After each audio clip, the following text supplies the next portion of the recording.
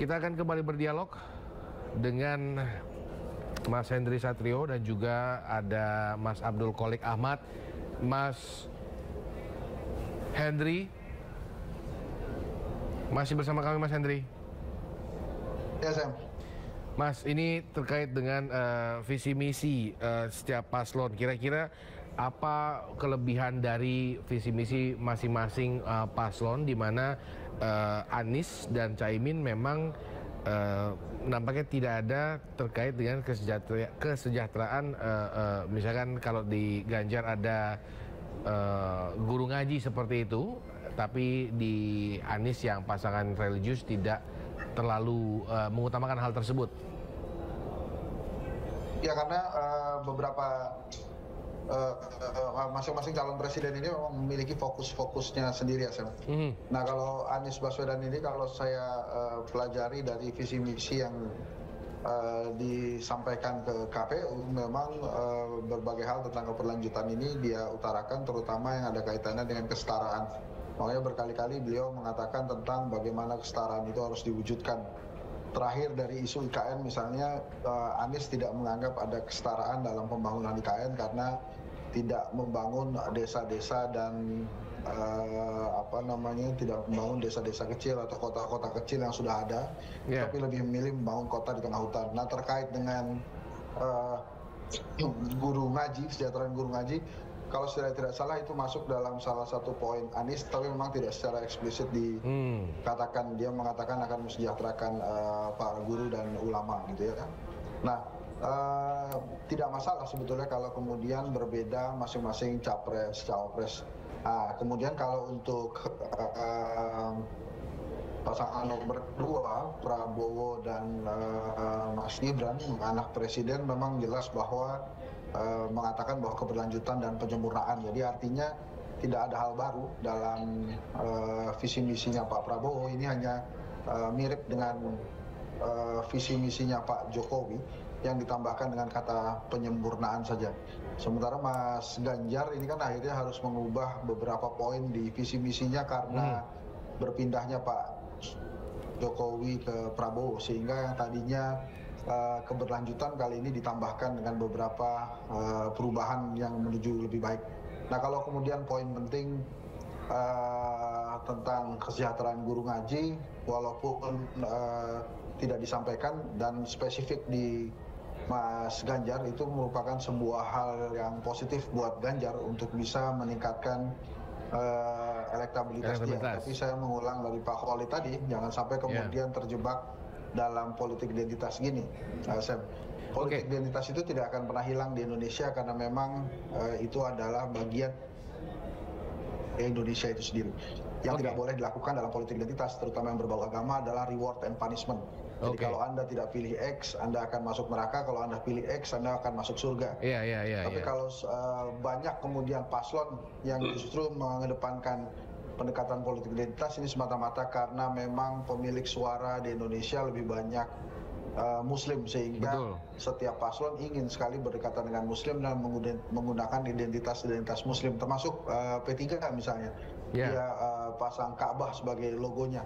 Jadi memang harus berhati-hati, jangan kemudian kita kembali lagi ke arah politik identitas yang memicu gesekan-gesekan di persatuan Indonesia. Nah, kembali lagi ke Mas Anies, jadi memang proses kesetaraan ini yang kemudian diagung-agungkan atau ingin diperjuangkan oleh seorang Anies Baswedan. Dipilih Tanah Merah tadi sudah disampaikan, ini punya nilai sejarah, dan Jombang yang dipilih Caimin juga memiliki sejarah buat dirinya. Wajar saja kalau kemudian strategi-strategi ini digunakan, termasuk juga dari pinggir yang disampaikan oleh Pak Ganjar dan Pak Mahfud. Hanya jangan sampai kemudian terjebak ke dalam sebuah narasi yang diciptakan oleh Pak Jokowi. Di dalam nawacita itu kan ada membangun Indonesia dari pinggir ya. Jangan sampai kemudian maksudnya adalah ingin menghubungkan Indonesia, kemudian narasinya jadi mirip dengan nawacita yang gagal yang pernah dilakukan oleh yang pernah disampaikan oleh Pak Jokowi itu. Oke. Ini saya ingin terkait dengan kali ini memang udah hari pertama kampanye, jadi semua paslon sudah mulai bergerak dan mungkin Bawaslu sebagai pengawas gitu ya sudah mulai bergerak juga seharusnya terkait dengan yang selama ini memang diduga masih atau diduga dialami oleh beberapa paslon terkait dengan intimidasi seperti itu. Mas Henry, kira-kira bagaimana nanti kinerja Bawaslu sendiri kalau memang hal ini masih terjadi ke depannya? Karena memang kita sudah tahu kalau memang ada paslon yang menyebut kita harus jadi wasit dan kita harus melaporkan jika memang ada baik dari pemain maupun wasit yang bermain seperti itu ya. Apakah memang Bawaslu sendiri akan berfungsi dengan maksimal, Mas Hendri? Sebetulnya begini, di lembaga kepemiluan ya, itu ada KPU penyelenggara, kemudian diawasi oleh Bawaslu, kurang juga diawasi lagi oleh yang namanya DKPP. Makanya harusnya dengan lembaga yang berlapis seperti itu, Bawaslu benar-benar harus bisa mengawasi dan bertindak. Nah, masalahnya gini, Bawaslu ini tidak punya kekuatan untuk menegakkan hukum ya. Jadi artinya dia mengawasi, dia melaporkan ke aparat, kemudian aparat yang akan menegakkan hukum itu. Gitu.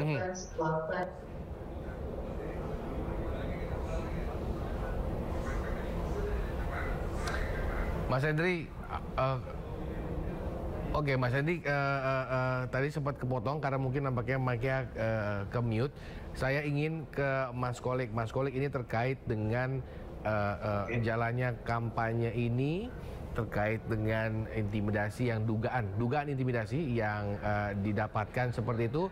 Bagaimana langkah pasangan Ganjar Mahfud untuk memastikan bahwa kalau memang ada dugaan intimidasi ke depannya itu akan sampai laporan tersebut?